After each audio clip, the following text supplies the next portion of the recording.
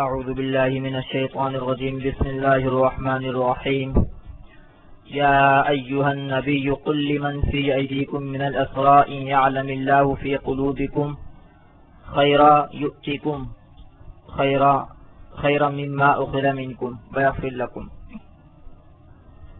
پیچھے سے ذکر چل رہا ہے جہاد کا، اور جہاد میں بھی غزوہ بدر کا پیچھے واقعہ ذکر ہوا تھا۔ غزوہ بدر میں کچھ کافی گرفتار ہوئے تھے، 70 کے قریب۔ اللہ تعالی یہاں یہ فرما رہے ہیں ان قیدیوں سے متعلق، کیونکہ بعض قیدی جو تھے وہ اس وقت اپنا اسلام ظاہر کر رہے تھے، بظاہر مسلمان ہو رہے تھے، تو اب ان کے متعلق کیا کیا جائے؟ ان کو چھوڑا جائے نہ چھوڑا جائے، ان سے فدیہ لیا جائے نہ لیا جائے، کیا کیا جائے؟ تو اس سلسلے میں یہاں اللہ رب العزت نے حضور صلی اللہ علیہ وسلم کو حکم دیا، فرمایا کہ یا ایھا النبی، اے نبی، قل لمن فی ایدیکم من الاسریٰ، کہ ان لوگوں کو جو تمہارے ہاتھوں میں ہیں قیدی، ان یعلم اللہ فی قلوبکم خیرا، اگر جانے گا اللہ تعالیٰ تمہارے دلوں میں خیر، یؤتکم خیرا مما اخذ منکم، دے گا اللہ تعالیٰ تم کو خیر اس سے جو لیا گیا تم سے، ویغفر لکم، اور بخشے گا تمہارے واسطے تمہارے گناہوں کو۔ تو یہاں اللہ رب العزت نے یہ واضح فرما دیا کہ ابھی تو یہ ہے کہ ان قیدیوں سے تاوان لینا ہے، ان کو آزاد کرنے کے بدلے میں تاوان لینا ہے۔ اب رہا یہ کہ یہ جو اپنا اسلام ظاہر کر رہے ہیں، تو آگے کے حالات سے واضح ہو جائے گا، آگے کے حالات سے واضح ہو جائے گا کہ یہ واقعتاً ایمان والے ہو گئے ہیں، مسلمان ہو گئے ہیں، یا صرف اپنی جان چھڑانے کے لیے اسلام قبول کر رہے ہیں۔ دیکھیں، یہ ایک تو ہے مثال کے طور پر جہاد کے موقع پر، لڑائی کے موقع پر کوئی اسلام قبول کر لیتا ہے تو اس کو قتل کرنا، یہ ایک الگ مسئلہ ہے، یہ ایک الگ بات ہے کہ جہاد کے موقع پر اگر کوئی کافر اسلام قبول کر لیتا ہے تو اس کو قتل کرنا جائز ہے ناجائز ہے، تو اس سلسلے میں واضح ہو چکا ہے کئی جگہوں پر، حدیثوں میں بھی قرآن میں بھی، کہ اس کو قتل کرنا جائز نہیں ہے۔ لیکن یہاں مسئلہ ہے قیدی کا، اور قیدی بھی وہ قیدی کہ جو بعد میں اسلام ظاہر کر رہا ہے، جہاد کے موقع پر ظاہر نہیں کر رہا، بلکہ قید ہونے کے بعد، گرفتار ہونے کے بعد مسلمان ہو رہا ہے، بظاہر اپنا اسلام ظاہر کر رہا ہے، یہ اس کا بیان ہے۔ تو اس کے بارے میں، اور جیسے میں نے پیچھے ذکر کیا تھا کہ بدر کے قیدیوں کے بارے میں جب مشاورت ہوئی تھی مسلمانوں میں، تو یہ فیصلہ ہوا تھا کہ ان سے فدیہ لیا جائے، تاوان لیا جائے، ان کو چھوڑا جائے۔ تو اب جب بعضوں نے اپنا اسلام ظاہر کیا تو یہ لازماً سوال اٹھتا تھا کہ اب ان سے فدیہ لینا صحیح ہے کہ نہیں ہے۔ تو اللہ نے یہاں بتا دیا کہ ان سے فدیہ لیا جائے گا، تاوان لیا جائے گا، البتہ یہ ہے کہ اگر یہ ایمان والے ہوئے تو اللہ تعالیٰ ان کو اس سے زیادہ دے دے گا جو ان سے لیا گیا ہے۔ جیسے مثال کے طور پر حضرت عباس رضی اللہ تعالیٰ عنہ وغیرہ اور کچھ ایسے صحابہ کرام تھے جنہوں نے اس موقع پر جب وہ گرفتار ہوئے بدر میں تو انہوں نے اپنے اسلام کا اظہار کیا۔ تو یہاں اللہ رب العزت نے واضح فرما دیا کہ فدیہ تو ان سے لیا جائے گا، البتہ یہ ہے کہ اگر وہ ایمان والے ہوں گے تو اللہ تعالیٰ ان کو اس سے زیادہ دے دے گا جو ان سے لیا گیا، اس لیے وہ بھی دل گرفتہ نہ ہو، پریشان نہ ہو، تسلی رکھیں۔ اور گویا ایمان والوں کو بھی واضح فرما دیا۔ اور یہاں مزید فرمایا کہ ایک تو جو تم سے لیا گیا اللہ تعالیٰ وہ بھی دے گا، اس سے زیادہ دے گا، اس سے بہتر دے گا. اس کے علاوہ اللہ تعالیٰ تمہارے گناہوں کو بھی بخشے گا، اللہ تعالیٰ تمہارے گناہوں کو بھی معاف کرے گا. تو فرمایا یا ایھا النبی، اے نبی، قل لمن فی ایدیکم من الاسری، کہہ دے ان لوگوں سے جو تیرے ہاتھ میں، تمہارے ہاتھوں میں ہیں، جو تمہارے ہاتھوں میں ہے قیدی، ان یعلم اللہ فی قلوبکم خیرا، اگر جانے گا اللہ تعالیٰ تمہارے دلوں میں بھلائی. یہ میں بار بار اس کو بتا چکا ہوں، اللہ تعالیٰ کا جاننا تو ہر وقت ہی ہوتا ہے. تو مستقبل میں جاننے کا مطلب یہ ہے کہ کام ہونے کے بعد جاننا. اور یہ جیسے میں نے بتایا تھا کہ یعنی اللہ تعالیٰ واضح کر دے، اللہ تعالیٰ ظاہر کر دے.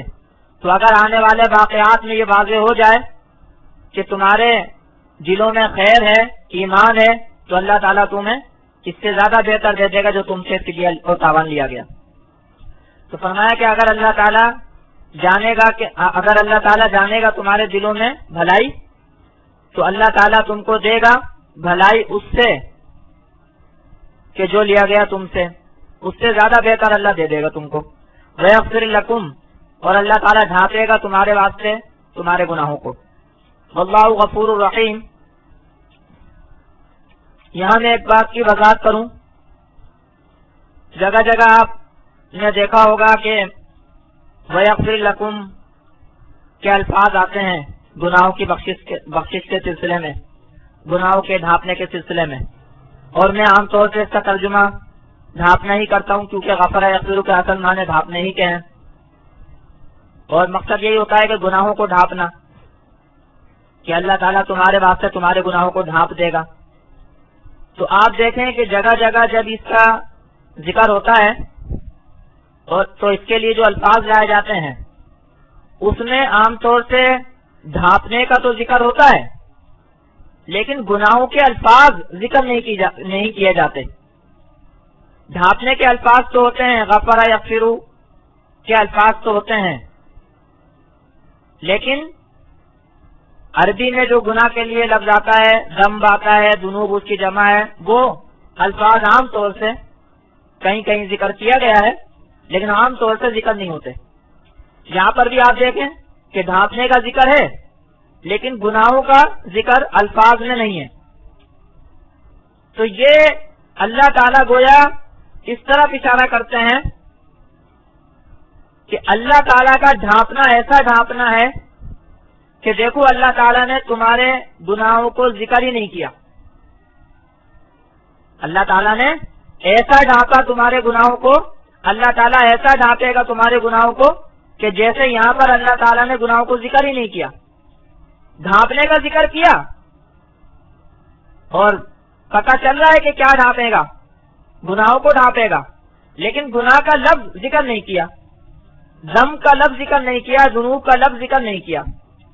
تو گویا اس طرف ایک لطیف اور باریک اشارہ ہوتا ہے کہ اللہ تعالیٰ تمہارے گناہ ایسے ڈھانپے گا گویا کہ وہ چھپ جائیں گے، وہ چھپ جائیں گے، وہ نظر نہیں آئیں گے. جیسے یہاں پر ذم کا لفظ نظر نہیں آ رہا، ذنوب کا لفظ نظر نہیں آ رہا، سمجھا جا رہا ہے، نظر نہیں آ رہا.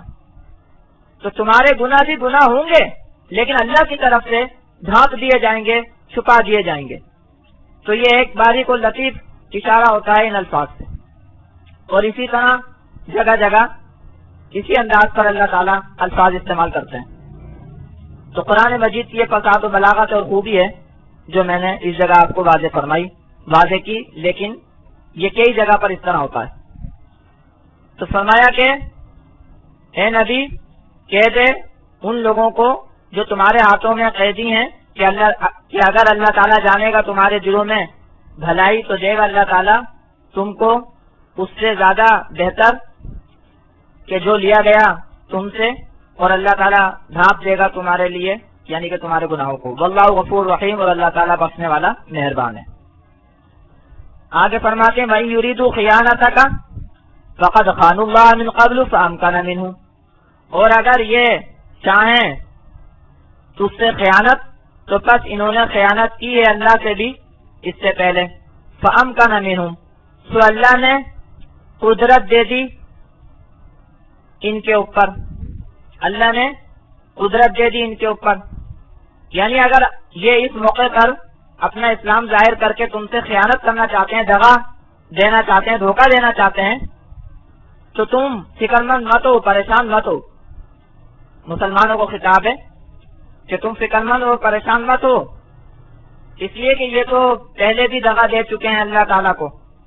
اللہ تعالیٰ نے عہد لیا تھا، عہد الست جس کا ذکر پیچھے بھی ہو چکا ہے کہ اللہ تعالیٰ نے عہد الست لیا تھا سب روحوں سے، لیکن اس کے باوجود دنیا میں آ کر انہوں نے دغا کی، کفر اختیار کیا. یا جیسے بعض مفسرین نے لکھا ہے کہ حضور صلی اللہ علیہ وسلم سے ابو طالب جب زندہ تھے تو بنی ہاشم کے کچھ لوگوں نے حضور صلی اللہ علیہ وسلم سے معاہدہ کر رکھا تھا امن کا اور ساتھ دینے کا، حمایت کا، لیکن ابو طالب کے انتقال کے بعد پھر وہ کافروں کے ساتھ ہو گئے، تو گویا انہوں نے دغا کی، دھوکہ دیا. تو اللہ فرما رہے ہیں کہ انہوں نے دھوکہ دیا اللہ کو اس سے پہلے، لیکن اس کا کیا نتیجہ نکلا کہ دیکھو اللہ نے تمہیں ان کے اوپر قدرت دے دی، اب یہ گرفتار ہو کر تمہارے پاس آئے ہیں اور ان میں کے کچھ لوگ مارے بھی گئے ہیں. تو اب اگر یہ خیانت کریں گے تمہارے سے تو آگے پھر اللہ تعالیٰ ان کو ان کی خیانت کی سزا دے گا. تمہیں فکر مند ہونے کی اور پریشان ہونے کی ضرورت نہیں ہے. تو فرمایا وَإِن يُرِيدُوا خِيَانَتَكَ، اور اگر وہ ارادہ کریں تم اس سے خیانت، فَقَدْ خَانُوا اللَّهَ مِن قَبْلُ، تو پس انہوں نے خیانت کی اللہ تعالیٰ سے اس سے پہلے. فَأَمْكَنَ مِنْهُمْ، تو اللہ نے ان کے اوپر قدرت دے دی. وَاللَّهُ عَلِيمٌ حَكِيمٌ، اور اللہ تعالیٰ جاننے والا، حکمت والا ہے. اللہ تعالیٰ جانتا ہے کس موقع پر کیا حکم ہونا چاہیے، کیا طور طریقے ہونا چاہیے. اللہ عین حکمت کے مطابق تمہیں طور طریقے بتاتا ہے. آگے فرماتے ہیں ان الذين آمنوا وهاجروا وجاهدوا باموالهم وانفسهم في سبيل الله. آگے مہاجرین و انصار کے بارے میں بیان فرماتے ہیں کہ مہاجرین و انصار جو ہے یہ ایک ہیں، باوجود یہ کہ مہاجرین تو وہ تھے جو مکہ کے تھے، انصار وہ جو تھے مدینے کے تھے. اللہ یہاں فرما رہے ہیں کہ وہ ایک قوم ہے. ان الذين آمنوا، وہ لوگ جو ایمان لائے، وہاجروا، اور انہوں نے ہجرت کی، وجاہدوا باموالہم وانفسہم فی سبیل اللہ، اور انہوں نے جہاد کیا اپنے مالوں کے ساتھ اور اپنی جانوں کے ساتھ اللہ کے راستے میں. والذین آووا ونصروا، اور وہ لوگ جنہوں نے جگہ دی اور مدد کی، اولئک بعضهم اولیاء بعض، یہ ان کے بعض دوست ہیں بعض کے. جو مہاجرین ہیں جنہوں نے ہجرت کی، جہاد کیا اللہ کے راستے میں، اور جو انصار ہیں یعنی جنہوں نے جگہ دی اور مدد کی مہاجرین کی اور جہاد میں بھی شرکت کرتے رہے، تو یہ سب ایک ہیں، یہ سب ایک دوسرے کے دوست ہیں، ایک دوسرے کے مددگار ہیں، یہ سب ایک قوم ہے. فرمائے ان الذین آمنوا، جیسے وہ لوگ جو ایمان لائے، وہاجروا، اور انہوں نے ہجرت کی، وجاہدوا باموالہم وانفسہم فی سبیل اللہ، اور انہوں نے جہاد کیا اپنے مالوں کے ساتھ اور اپنی جانوں کے ساتھ اللہ کے راستے میں، یعنی اللہ کے دین کو سربلند کرنے کے لیے. والذین آووا ونصروا، اور وہ لوگ جنہوں نے جگہ دی اور مدد کی، اولئک بعضهم اولیاء بعض، یہ ان کے بعض دوست ہیں بعض کے. والذین آمنوا ولم یہاجروا ما لکم من ولایتہم من شیء حتی یہاجروا، اس کے برخلاف، اس کے برعکس وہ لوگ جو ایمان لائے اور انہوں نے ہجرت نہ کی، دارالحرب میں ہی رہ گئے، مکہ میں ہی رہ گئے، تو فرمایا ما لکم من ولایتہم من شیء، نہیں ہے تمہارے لیے ان کی رفاقت سے کچھ بھی، حتی یہاجروا، یہاں تک کہ وہ ہجرت کریں. جو لوگ ایمان لائے لیکن ہجرت نہیں کی تو تمہاری ان سے کوئی دوستی نہیں ہے، تمہاری کوئی ذمہ داری نہیں ہے ان کے اعتبار سے. جو لوگ ایمان لائے، ہجرت نہ کی، دارالحرب نہیں ہے، دارالکفر نہیں ہے، مکہ نہیں ہے، تو تمہارے واسطے ان کی دوستی سے کچھ بھی نہیں ہے، تمہاری ان کی دوستی نہیں ہے، تمہاری ان کی رفاقت نہیں ہے، تمہاری ان کی کوئی ذمہ داری نہیں ہے. حتی یہاجروا، یہاں تک کہ ہجرت کریں تو پھر ٹھیک ہے، وہ اور تم ایک ہیں، جیسے ابھی پیچھے بتایا. والذین آمنوا ولم یہاجروا اور وہ لوگ جو ایمان لائے ولم یہاجروا اور انہوں نے وطن نہ چھوڑا ما لکم من ولایۃ من شیء نہیں ہے تمہارے واسطے ان کی رفاقت سے کچھ بھی حتی یہاجروا یہاں تک کہ وہ ہجرت کریں وَإِنِ اسْتَنْصَرُوكُمْ فِي الدِّينِ فَعَلَيْكُمُ النَّصْرُ إِلَّا عَلَىٰ قَوْمٍ بَيْنَكُمْ وَبَيْنَهُمْ مِيثَاقٌ اور اگر وہ مدد چاہیں تم سے دین کے سلسلے میں تو پس تمہارے اوپر مدد کرنا لازم ہے مگر ان لوگوں پر کہ جن کے تمہارے اور ان کے درمیان معاہدہ ہے. یہاں بڑی اہم بات بیان فرمائی جو آج کل کے لوگ عام طور سے سمجھتے نہیں ہیں. اسلام میں سارے اصول ہیں, امن کے بھی, صلح کے بھی, جہاد کے بھی, لڑائی کے, ہر چیز کے اصول و ضوابط ہیں. فرمایا کہ وہ لوگ, وہ کافر, وہ مسلمان جو دارالحرب میں ہیں, کافروں کے ملک میں ہیں, تو ان کی تمہاری رفاقت نہیں ہے. تو اگر وہ تم سے دین کے سلسلے میں مدد چاہیں تو مدد کرو, مگر اگر وہ ان کافروں کے خلاف مدد چاہیں کہ جن کے وہ تمہارے درمیان معاہدہ ہے امن کا, صلح کا, تو پھر تم ان کافروں کے خلاف ان مسلمانوں کی مدد نہیں کر سکتے. یہاں یہ واضح رہے, اس بات کو سمجھ لیں کہ جو مسلمان دارالحرب میں ہیں, کافروں کے ملک میں ہیں, اور وہ اگر آزاد مسلمانوں سے مدد چاہیں دین کے سلسلے میں, ایسے مسلمانوں سے مدد چاہیں دین کے سلسلے میں جو آزاد اپنا ملک رکھتے ہیں,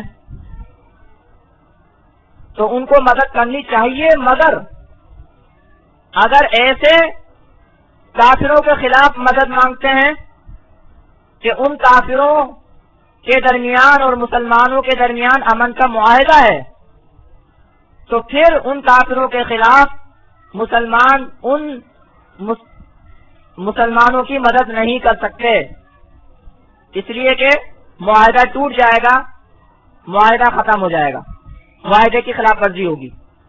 ہاں اگر معاہدہ ختم کرنا چاہیں تو جیسے پیچھے ذکر ہو چکا ہے کہ معاہدہ ختم کرنے میں برابر اعلان کرنا ہوتا ہے. پہلے اطلاع دینی ہوتی ہے, باقاعدہ طریقے سے اعلان کرنا ہوتا ہے, اطلاع دینی ہوتی ہے, پھر معاہدہ ختم ہوتا ہے.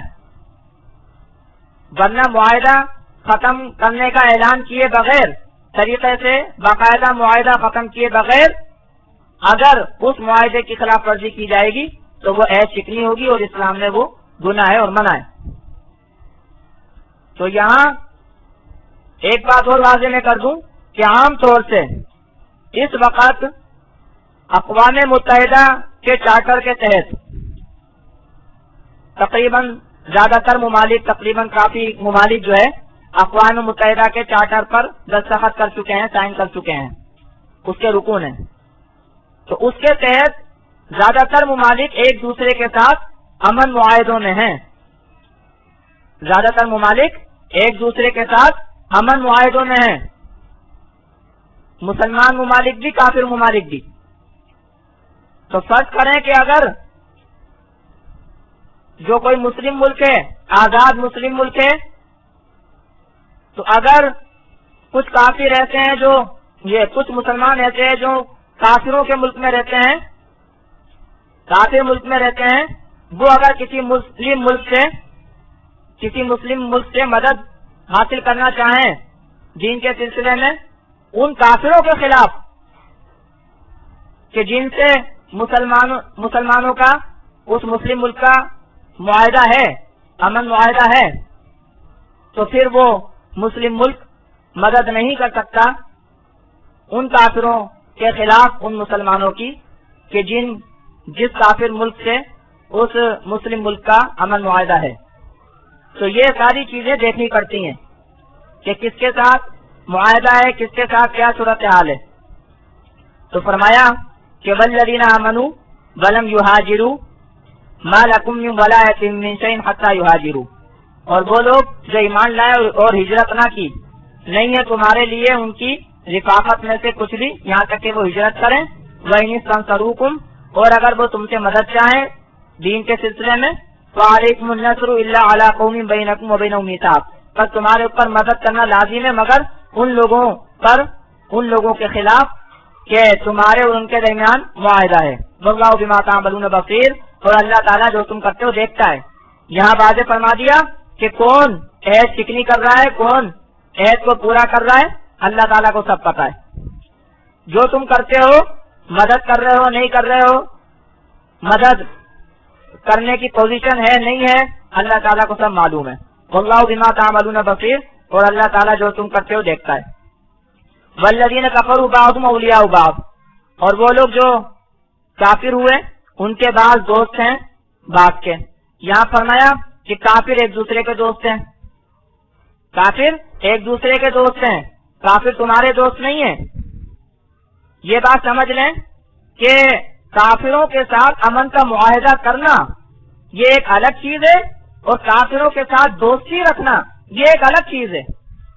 ایسا ہو سکتا ہے کہ مسلمان جو ہے وہ کافروں کے ساتھ امن معاہدہ کریں، یہ ان کے ساتھ دوستی کرنا نہیں ہے۔ تو فرمایا والذین کفروا بعضهم اولیاء بعض، اور وہ لوگ جو کافر ہیں بعضهم اولیاء بعض، ان کے بعض دوست ہیں بعض کے۔ الا تفعلوه تکن فتنة فی الارض وفساد کبیر، اگر تم نہ کرو اس کو تو ہوگا فتنہ زمین میں اور بڑا فساد۔ یعنی اگر تم کافروں کے ساتھ دوستی کرو، یہ جو فرمایا کہ الا تفعلوه، اگر تم نہ کرو اس کو، یعنی یہ جو سارے ابھی احکامات دیے گئے کہ جو مہاجرین ہیں اور جو انصار ہیں وہ ایک قوم ہے، اور وہ لوگ جنہوں نے ہجرت نہیں کی، ایمان لائے ہجرت نہیں کی، وہ تم سے الگ ہیں، تمہارے اوپر ان کی کوئی ذمہ داری نہیں ہے۔ ہاں اگر وہ تم سے مدد چاہیں تو مدد کر سکتے ہو، مگر ان کافروں کے خلاف مدد نہیں کر سکتے کہ جن کے ساتھ تمہارا معاہدہ ہے۔ اور کافر ایک دوسرے کے دوست ہیں، تم کافروں کے دوست نہیں ہو، کافر تمہارے دوست نہیں ہیں۔ تو یہ جتنے احکامات دیے گئے ہیں ان پر عمل کرنا ہے، اگر عمل نہیں کرو گے تو نقصان ہوگا، زمین میں بڑا فتنہ ہوگا، آزمائش کے حالات ہوں گے، بڑا فساد ہوگا، انتشار ہوگا، جنگ و جدال ہوگا۔ آپ دیکھیں کہ اگر معاہدوں کی خلاف ورزی کی جائے، اگر مسلمان آپس میں لڑتے رہیں یا مسلمان کافروں کو دوست بناتے رہیں، ان ساری صورتوں میں انتشار ہوتا ہے، فتنہ اور فساد برپا ہوتا ہے، جنگ و جدال اور خانہ جنگی ہوتی ہے۔ تو فرمائے الا تفعلوه، اگر تم اس کو نہ کرو۔ میں نے بتایا کہ جتنے احکامات دیے گئے ہیں یہ ان کی طرف اشارہ ہے کہ اگر تم ان احکامات پر عمل نہ کرو گے تو تکن فتنة فی الارض، تو ہوگا زمین میں فتنے کے حالات ہوں گے، آزمائش کے حالات ہوں گے، قتل و غارت گری و فساد کبیر، اور بڑا فساد۔ تو یہ بڑے اہم احکامات ہیں زمین میں امن رکھنے کے لیے، زمین میں امن اور سکون رکھنے کے لیے بڑے اہم احکامات ہیں یہ۔ فرمایا والذین آمنوا وہاجروا، اور وہ لوگ جو ایمان لائے اور ہجرت کی، وجاہدوا فی سبیل اللہ، اور اللہ کے راستے میں جہاد کیا، والذین آووا ونصروا، اور وہ لوگ جنہوں نے جگہ دی اور مدد کی، اولئک هم المؤمنون حقا، یہی لوگ ایمان والے ہیں سچے طور پر۔ پیچھے تو ایک حکم بیان کرنا تھا کہ یہ ایک دوسرے کے دوست ہیں، یہ ایک قوم ہے تو اس لیے بیان کیا، اب یہاں سے ان کا حکم بیان کر رہے ہیں، یہاں سے یہ بتا رہے ہیں کہ یہ پکے ایمان والے ہیں جنہوں نے ہجرت کی، جہاد کیا اللہ کے راستے میں، اور وہ لوگ جنہوں نے ان کو جگہ دی اور مدد کی، یعنی مہاجرون انصار، یہ پکے ایمان والے ہیں۔ والذین آمنوا وہاجروا، اور وہ لوگ جنہوں نے جو ایمان لائے وہاجروا، اور انہوں نے ہجرت کی، وجاہدوا فی سبیل اللہ، اور اللہ کے راستے میں جہاد کیا، والذین آووا ونصروا، اور وہ لوگ جنہوں نے جگہ دی اور مدد کی، اولئک هم المؤمنون حقا، یہی ایمان والے ہیں سچے طور پر۔ لہم مغفرۃ ورزق کریم، ان کے لیے کیا ہے؟ فرمایا کہ ان کے لیے مغفرت ہے اور روزی ہے عزت والی، ان کے لیے مغفرت ہے، اللہ تعالیٰ ان کے گناہوں کو بخش دے گا، اللہ تعالیٰ ان کے گناہوں کو ڈھانپ دے گا، ورزق کریم، اور عزت والی روزی ہے۔ دنیا میں بھی ان کو عزت والی روزی ملے گی اور آخرت میں تو ہے ہی عزت والی روزی جنت میں. والذین آمنوا من بعد وہاجروا وجاہدوا معکم فاولئک منکم. اور فرمایا وہ لوگ جو ایمان لائے اس کے بعد، والذین آمنوا من بعد، اور وہ لوگ جو ایمان لائے اس کے بعد، وہاجروا اور انہوں نے ہجرت کی، وجاہدوا معکم اور تمہارے ساتھ جہاد کیا، فاولئک منکم بس یہ بھی تم میں سے ہیں. جنہوں نے بعد میں ایمان لائے، بعد میں ہجرت کی، بعد میں جہاد میں تمہارے ساتھ شریک ہوتے رہے، وہ بھی تمہارے میں سے ہی ہیں. وہ بھی سارے تم ایک قوم ہو. یہ نہیں کہ صرف شروع والے جو لوگ ہیں مہاجرون انصار وہ ایک ہیں، بلکہ بعد میں بھی جو لوگ ایمان لائے، ہجرت کی، جہاد کرتے رہے، وہ تم سب برابر ہو.